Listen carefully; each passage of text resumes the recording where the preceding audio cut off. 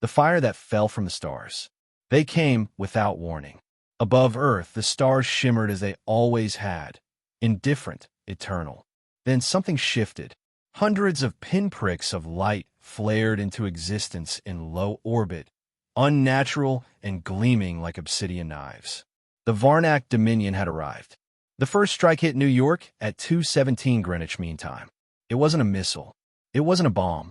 It was a beam of pure kinetic energy, fired from an orbital lance that pierced the atmosphere like the finger of a god. The Empire called it judgment. To Earth, it was annihilation. In seconds, the city was ash and rubble. No warning, no negotiations, just fire. Within 15 minutes, coordinated strikes hit London, Tokyo, Lagos, Delhi, Sao Paulo, and 20 other population centers. Earth's skies glowed red as buildings collapsed, and mushrooming fireballs clawed at the stratosphere. Emergency channels were jammed with screams. Then silence. In low orbit, Commander Elias Ward watched from the shattered husk of ISV Horizon, one of the few military vessels spared from destruction, only because it had been undergoing retrofitting in the asteroid belt. On the comms, static mixed with broken transmissions. My God, they're just burning us. No evacuation, critical systems. Children still in. And then, nothing. Ward's knuckles whitened around the edge of the console as he stared at the destruction on the holoscreen. Earth burned. Fires traced entire continents. Cities, cultures, families, all gone in a blink. He didn't cry. Not yet. There wasn't time. Status on surviving fleet elements? He asked, voice iron flat. The AI replied, emotionless. Less than 3% remain. No organized defense detected. Orbital resistance eliminated. Civilian status? Casualties catastrophic. Estimated 4 billion dead or unaccounted for. Infrastructure collapse underway. Ward closed his eyes. His wife had been in Los Angeles. His brother in Nairobi. They were gone. This isn't war, he thought. This is extermination. The Varnak Dominion broadcast their message 2 hours later. The image showed a tall, insectoid figure, metallic exoskeleton, eyes like burning coals, voice clicking and thunderous. You were given the honor of submission. You hesitated. You questioned your place. Now you know. You are lesser. Kneel or be erased. It played on every screen, every frequency, across what remained of human civilization. Below, underground bunkers trembled. In lunar colonies, survivors stared wordlessly at feeds. On Mars, settlers began digging in. On the shattered decks of the Horizon, Elias Ward stood still for a long time, letting the silence harden into something else. Resolve. This isn't the end, he said, almost to himself. It's the beginning. Behind him, one of the surviving officers, a young woman, stood on her face, choked back a sob. Sir, he turned to her, eyes burning now with something deeper than grief. They think we'll break, that we'll bow, but they don't know us. Not yet. He stepped forward and looked back at the burning earth. If they wanted monsters, he said, voice low and dangerous, they came to the right planet. Ashes into armor. 3 months after the fall, Earth no longer spun in silence. It growled. Beneath scorched continents and fractured orbitals, the survivors were not mourning. They were building. Commander Elias Ward stood beneath the artificial lights of Bastion 1, a military bunker deep beneath the Appalachian Mountains. The air stank of ozone, engine grease, and recycled sweat. Signs of life, of work. All around him, engineers worked side by side with exosuited soldiers, hauling wreckage of downed Varnak drop pods into reverse engineering bays. The room thrummed with tension, controlled, focused, lethal. Across from Elias, Dr. Sarah Malik gestured to a disassembled alien plasma lance splayed on a diagnostics table. 3 weeks ago, this was tearing cities apart. Now it's ours, she said, her voice hoarse from days without rest. We've cracked the power sequencing. We can mount these on what's left of our orbital frigates. Elias raised a brow. Human ships with Varnak guns. Not bad. Better than not bad, Sarah replied. We're giving them back their fire, pointed in the right direction. The right direction was outward. Since the attack, humanity's fragmented governments had unified in desperation. The Global Defense Pact was born not out of diplomacy, but rage. Old rivalries dissolved. China shared AI tech with the US. Russia opened deep space armories to European forces. Orbital junkyards were stripped, and Mars shipyards worked nonstop. Earth's new fleet would not be beautiful, but it would be deadly. Sarah pulled up a holographic star map.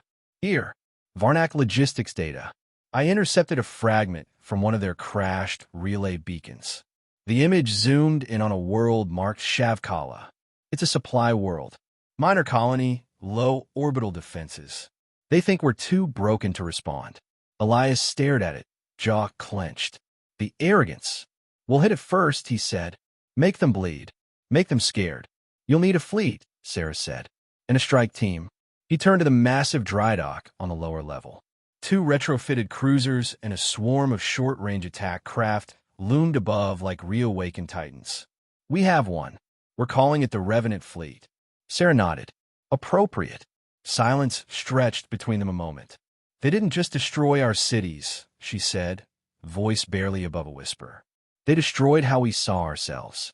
We were peaceful, curious, united. Elias looked her in the eye. And now? Her lips tightened. Now we're something else. He nodded, stepping toward the observation deck. The burned earth still turned below them, scar but alive. They thought they ended us, he said. All they did was show us who we really are. The Revenant Fleet's engines began to pulse with life behind the reinforced glass. We don't rebuild, Elias growled. We retaliate. First world false. The Revenant Fleet dropped out of warp at the edge of the Shavkala system, silent and invisible. Each ship bore scars, jury-rigged hull plating, mismatched weapon systems, and blackened insignias. They weren't pretty. They weren't meant to be. They were instruments of vengeance. Commander Elias Ward stood on the bridge of the ISS Vengeance, watching the alien world spin below. Shavkala shimmered with blue oceans and gleaming cities, another jewel in the Varnak Empire's crown. Elias saw only a target. Stealth protocol engaged, said the ship's AI. All systems green. Elias turned to his tactical officer. Deploy the swarm.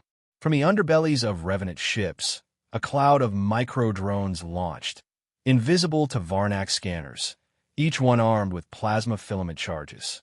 They felt like dust motes. Silent. Deadly. Drones en route to shield generators, the officer reported. ETA for minutes. On a lower deck, Dr. Sarah Malik sat with her strike team, armored in dark gray hardsuits. They were Earth's ghosts, soldiers, hackers, and saboteurs chosen for a mission with no return guarantees. Her target, the planetary data nexus buried beneath the Varnak capital. 3 minutes until breach, she whispered, adjusting her helmet. Her voice crackled through encrypted comms. Let's make them remember us.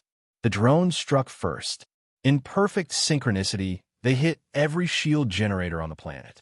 Bursts of green flame erupted across Shavkala as its orbital protections collapsed. The Varnak defense grid blinked offline. Seconds later, the Revenant Fleet descended from orbit like wrath incarnate. Elias barked orders as Earth's retrofitted warships roared into the atmosphere. Plasma batteries unleashed hellfire. Alien skyscrapers collapsed into glass and ash. Military installations vaporized. The Varnak scrambled fighters, but they were too slow, too late, too predictable. Earth's pilots, flying patched-together fighters, outmaneuvered them with chaos-born tactics. Sarah's team hit the ground amidst the bombardment. She led them through shattered streets, through panicked Varnak citizens, and collapsing towers. She didn't stop to pity. She couldn't. At the data core, her team planted the virus, one she'd written herself from cracked Varnak code. Within moments, their military channels flooded with false orders, confusion, and fake retreat signals. The world crumbled in less than an hour. On the ISS Vengeance, Elias watched the final phase unfold. Firestorms devoured cities. Transmission towers fell. The planet screamed. He felt no joy, only grim certainty. Mission status? He asked. Planetary resistance neutralized. Core command silenced. Strike team extracted, the AI replied. Elias exhaled. Then it's done. He turned away from the holoscreen, already pulling up the next target.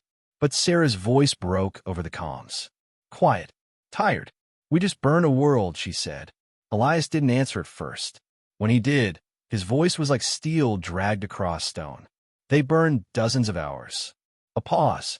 This was mercy compared to what they gave us. A long silence followed. Then she said, 1 world down. How many left? Elias stared at the star map. All of them. The War of Worlds. The fall of Shavkala shattered the illusion of Varnak invincibility. Across the stars, Dominion worlds went silent, some out of fear, others from sabotage. Their networks bled misinformation. Trade routes dissolved. Fear, once a human burden, now infected the Empire. And Earth's revenge had only just begun. On the bridge of the ISS Vengeance, Commander Elias Ward stood at the center of a storm now spiraling outward. Holograms marked Varnak's strongholds with pulsing red. More than one had gone dark without human fleets arriving. Internal revolt, maybe, or cowardice. Beside him, Dr. Sarah Malik brought fresh intelligence. We've decoded more from the Shavkala core, she said. Their hierarchy is fractured. The inner clans are arguing over whether to retaliate or entrench. They didn't expect prey to bite back. Elias studied the data, eyes grim. What's next? She highlighted a new system. Varn Prime, the capital, the heart. Sarah hesitated. It's fortified. Orbital rings. Planetary AIs. A standing army larger than anything we've faced. Elias didn't flinch. Then we break it, just like the rest.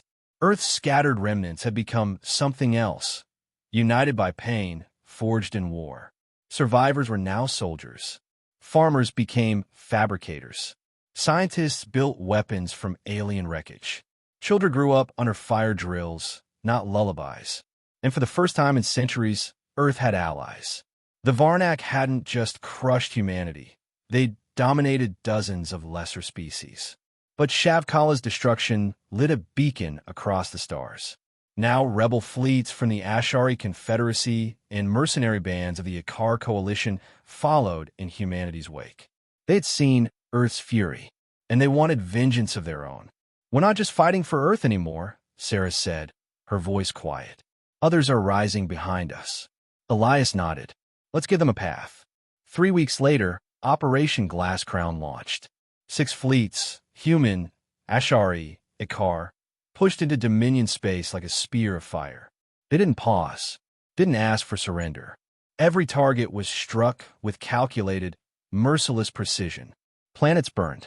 Shipyards were slagged. Clone factories collapsed into molten craters. On Varn Prime, the Highborn screamed into their comms. Demanded answers. Demanded retribution. But there was no one left to answer.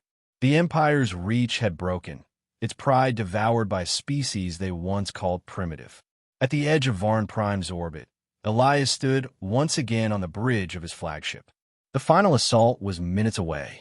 He looked down at the world that had ordered Earth's incineration. He could end it with a word. Sarah's voice crackled in overcoms. We can still stop. Just orbit it. Let them surrender. Elias closed his eyes, and he remembered the screams. He opened them again, cold and resolute. No. The command was spoken softly. Burn it. 1,000 cannons fired. 1,000 voices cheered. 1,000 more rose behind them. The Varnak Empire was no more. And across the stars, a new truth was written in flame. You don't burn Earth and live.